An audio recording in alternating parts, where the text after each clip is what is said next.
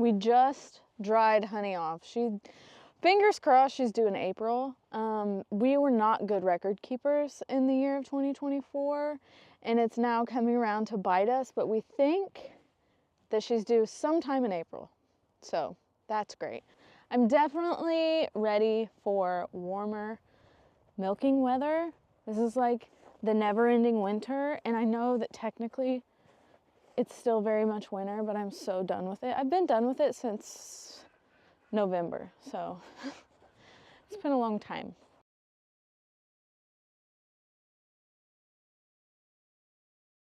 Here comes the kitty parade. 1, 2, 3, 4. I was never allowed to have cats growing up because my mom was allergic to cats, and now I can have as many as I want because I'm the adult. But while I do like them, they do get in the way. Like, I'm gonna go in here and try to talk to the camera about my plants, and they're gonna be all up in my business.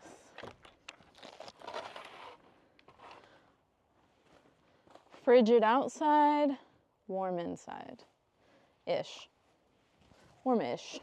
I do have updates on this space because we haven't been here in a while. I haven't done a like grab the camera and chat video in quite some time because it's been winter. But even though I covered it, all the lettuce is dead. All of it. I'm gonna leave it for a little bit.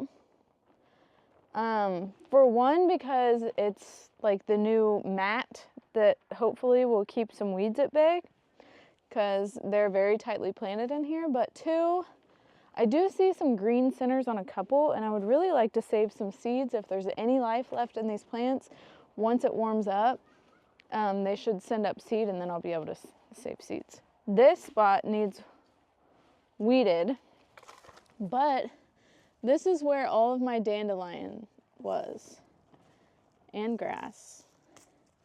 But a lot of the dandelion got really heavily knocked back, but it's actually starting to make a comeback, so I'm gonna leave it. This was kind of my test space to see just how winter hardy the winter varieties were.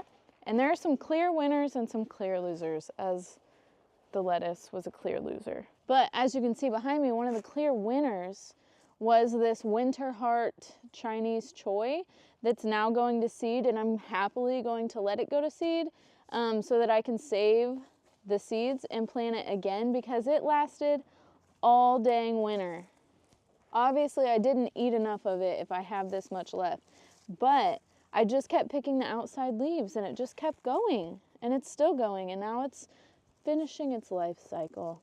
I did come down here and weed yesterday. I didn't weed in this spot. I weeded in the half that is empty so that I think in the next week we're gonna get some warmer temperatures and I'll be able to transplant some of those things that we started together just like 2 or 3 weeks ago. But right now the nights are super cold. 2 more clear winners is this tatsoi that's also going to seed.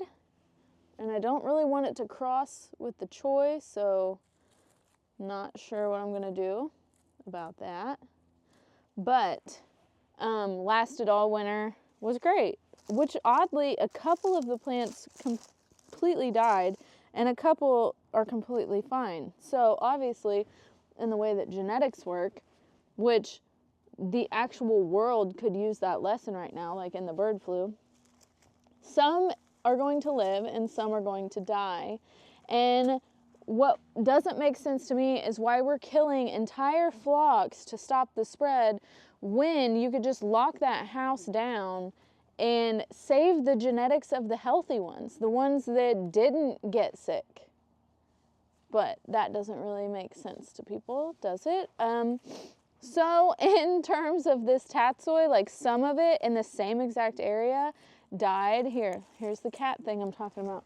Some of the tatsoi died completely to the ground and some lived, and I'm going to keep the genetics of the strong ones because the more that you grow in your region and you save the seeds from your plants in your region, the more bioadapted they are to continue to grow healthy through the winter, like in this example, without dying. So you're picking the strongest genetics that work the best in your area. The more you know.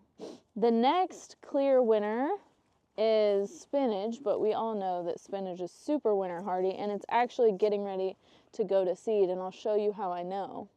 Definitely not the most beautiful plants, and this is the dead tatsoi, and this is the healthy living tatsoi, for example. Okay, back to the spinach. A normal spinach leaf is going to look like this, depending on variety, but mostly like this. It also has aphids, so that's normal for this time of the year. Anyway, how I know that it's getting ready to set its seed is because it's throwing up a lot of little leaves in the center, and they're really pointy. The really thin and pointy leaves come just before it starts to set its seed.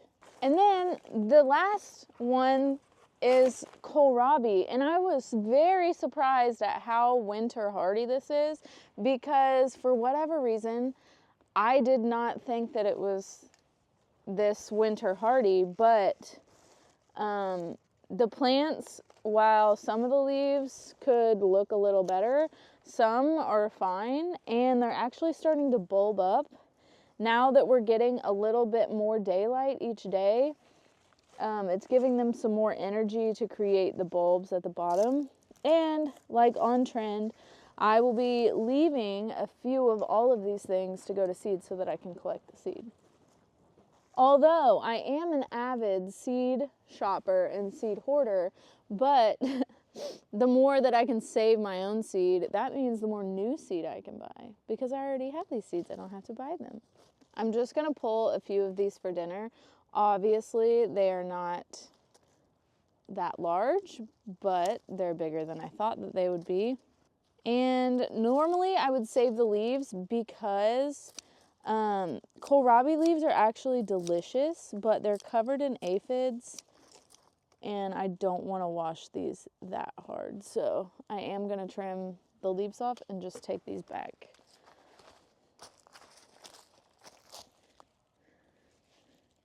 Here's my very humble offerings of kohlrabi. There is not much out here. But that's okay, because here in like literally a week or two, I'm going to be planting for the new year. And it's going to be better. And we're going to have food again. I really miss having, I have some stuff stored, but just having fresh food, there's nothing like it. Now I just get to look around in this tunnel and think about all the messes that I have to clean up, that I told myself I was going to do a little bit at a time over the winter, so that in springtime when it's ready to plant, it won't be so overwhelming. But did I do that? No. Come on, everybody out. Not that it matters, because they can get out through the sidewalls. Doesn't look like much right now. But in a few months, this will be green and not snow. Hi, it's Kim from the future. This footage was taken a couple weeks ago, and I just got done editing it and realized that I never closed out the video. So, thank you guys for watching. Until next time.